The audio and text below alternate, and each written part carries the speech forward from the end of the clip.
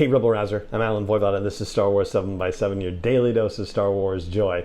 And thank you so much for joining me for it. So the question that I want to ask you is kind of inspired by an appearance I did on podcast Stardust a few months ago, where they're doing a series for Return of the Jedi, and they're deeply analyzing the movie in sections and bringing on a guest to talk about various parts of the movie. They invited me on because I am particularly obsessed with the escape plan from Jabba the Hutt's palace, and I'd done episodes about it previously. And then for Podcast Stardust, I did a deep dive where I went into Paul Duncan's The Star Wars Archives and was reading J.W. Rinsler's book about the making of Return of the Jedi, just trying to dig in and understand like what was in the mind of George Lucas and Larry Kasdan as they were even constructing that whole first part of the movie. And I'll link to that episode of Podcast Stardust in the blog post for this show's episode on sw7x7.com and in the show notes as well if you want to check that out. It was fun. It was a great conversation. But basically, I have two questions for you, which are,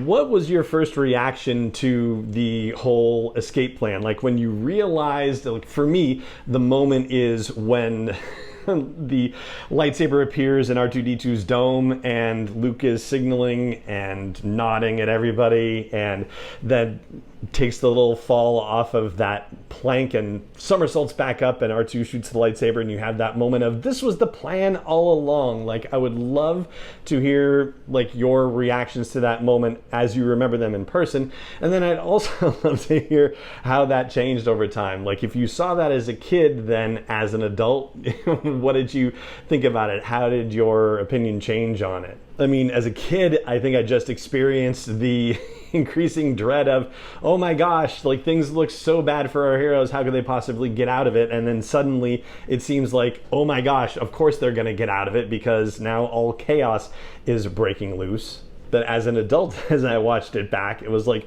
what in the world is this plan? And how did Luke talk everyone into getting captured or be at high risk of getting captured as part of this plan? Like, it just made no sense at all. Like, oh, let's send them in, let's give them the droids, let's do that. Like, there's just so much logically that defies everything, basically. And even when I dived into the backstory stuff and how there was a story conference with director Richard Marquand and producer Howard Kazanjian and George Lucas and Larry Kasdan, and they were hashing all this stuff out across like a 5-day brainstorming session. And one of the things that they came up with was the fact that, you know, Luke's whole thing was, we can't beat Jabba inside the palace, he's too powerful in there, we've got to get everybody out. And so that was theory number one. Actually, just one theory. It was just that one theory. Like, we got to get him out of the palace, so how's it going to happen?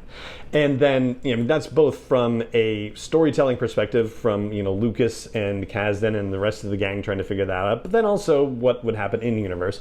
And then it was the question of, would Han Solo have been thawed, or would he get thawed in the process? Initially, he was already thawed, and then they decided to have Leia come and be the one to unthaw him.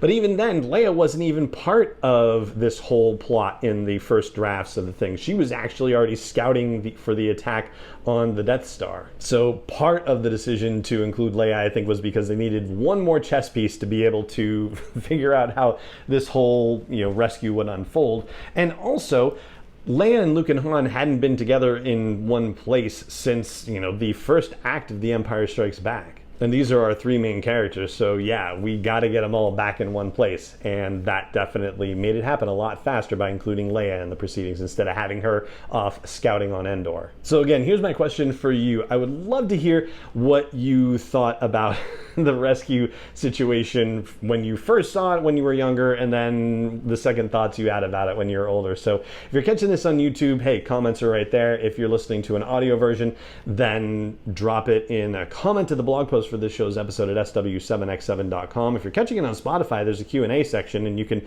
drop your answer right in there too, or, you know, drop an email to the show, hit me up on social media, whatever your particular preference is. I would love to hear from you.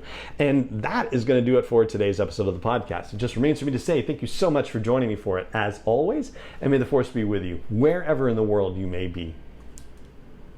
7x7 is not endorsed or sponsored yet by Lucasfilm Limited, Disney, or 20th Century Fox, and is intended for entertainment and information purposes only. Star Wars, the Star Wars logo, all names and pictures of Star Wars characters, vehicles, and any other Star Wars-related items are registered trademarks and/or copyrights of Lucasfilm Limited, or their respective trademark and copyright holders. May the Force be with them. All original content is copyright by Star Wars 7x7. We hope you love it.